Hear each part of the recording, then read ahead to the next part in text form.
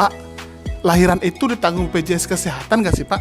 Lah, selama ini baik persalinan itu bedah sesar atau persalinan normal, asal sesuai indikasi medis dan prosedurnya dijaminlah oleh BPJS. Gitu. Oh gitu Pak. Ya, asal ya yang bersalin itu bukan proses gitu.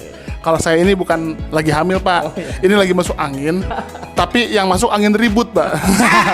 Nah, tapi Pak banyak yang nanya Pak, Iya. katanya kalau mau melahirkan itu harus ada dulu hasil pemeriksaan, namanya itu ANC gitulah Pak. Oh itu. Iya, katanya kalau nggak ada ANC itu nggak akan ditanggung BPJS, bener nggak sih Pak? Enggak benar. Jadi ANC itu singkatan dari antenatal care atau pemeriksaan kehamilan.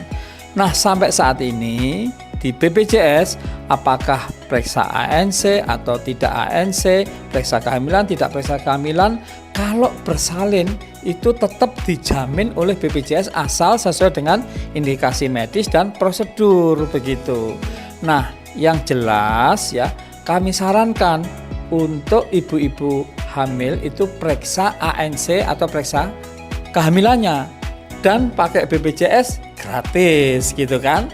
Nah, kenapa periksa? Karena petugas kesehatan akan tahu ya antisipasi ke depan apakah terjadi disproporsional panggul ya, artinya ukuran panggul ibu dan bayinya, kepalanya itu kira-kira sesuai atau tidak dan lain sebagainya ya. Kalau kurang zat besi segala macam bisa diantisipasi dengan baik. Wih, mantap. Makasih Pak. Ya. BPJS Kesehatan.